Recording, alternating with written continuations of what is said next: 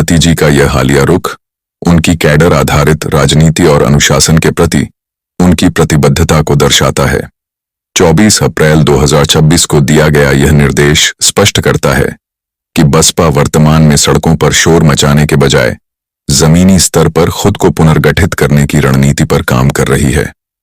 मायावती जी ने कार्यकर्ताओं को प्रदर्शनों से दूर रहने का आदेश देकर यह संदेश दिया है कि बसपा किसी भी अन्य दल के एजेंडे का हिस्सा नहीं बनेगी।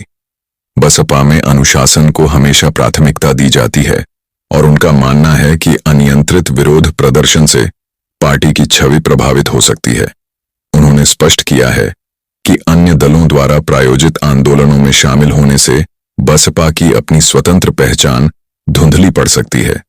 बसपा महिला आरक्षण की विरोधी नहीं है, बल्कि वह इसमें कोटा के भीतर कोटा, SC, ST और OBC महिलाओं के लिए अलग आरक्षण की मांग कर रही है।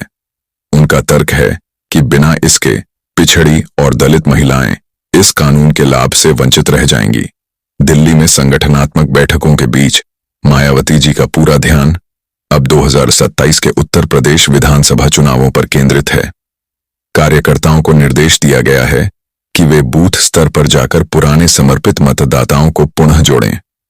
दिल्ली दौरे का मुख्य उद्देश्य भी यही है कि राष्ट्रीय राजधानी से पार्टी की रणनीति को धार दी जा सके।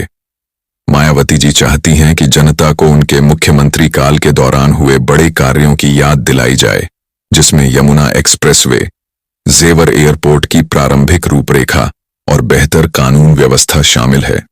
बसपा प्रमुख ने अपनी मांग को और कड़ा करते हुए महिला आरक्षण की सीमा को 33% से बढ़ाकर 50% करने की बात कही है, ताकि महिलाओं को उनकी वास्तविक जनसंख्या के अनुपात में प्रतिनिधित्व मिल सके।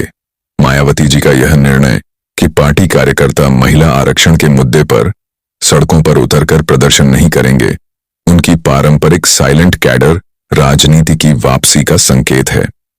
वे बसपा को एक अनुशासित और कानून को मानने वाली पार्टी के रूप में पेश करना चाहती हैं। उनके लिए महिला आरक्षण केवल एक चुनावी मुद्दा नहीं है, बल्कि सामाजिक न्याय का एक अधूरा एजेंडा है। उनका स्पष्ट मानना है कि जब तक इस आरक्षण के भीतर पिछड़ों के लिए कोटा सुनिश्चित नहीं किया जाता, तब तक यह विधेयक समाज के सबसे निचले पायदान पर खड़ी महिलाओं को मुख्य धारा में लाने में विफल रहेगा।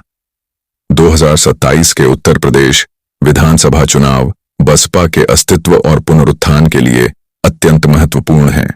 मायावती जी ने अपने संबोधन में कार्यकर्ताओं को स्पष्ट कर दिया है कि भविष्य की लड़ाई सड़कों पर नहीं, बल्कि बूथों पर जीती जाएगी। बहुजन से सर्वजन की ओर बढ़ते हुए वे एक ऐसा सामाजिक गठबंधन तैयार करना चाहती हैं जिसमें दलितों के साथ साथ पिछड़ों और अल्पसंख्यकों का प्रतिनिधित्व हो। अनुशासन की चेतावनी उन लोगों के लिए है जो पार्टी लाइन से हटकर काम कर रहे हैं। मायावती जी का यह शांत लेकिन दृढ़ रुख यह दर्शाता है कि वे भारतीय राजनीति में वेट एंड वॉच की मुद्रा में हैं, जहां वे सही समय पर अपने पत्ते खोलने की तैयारी कर रही हैं। उनके लिए महिला आरक्षण पर मौन रहना कमजोरी नहीं, बल्कि एक गहरी सामरिक चाल है।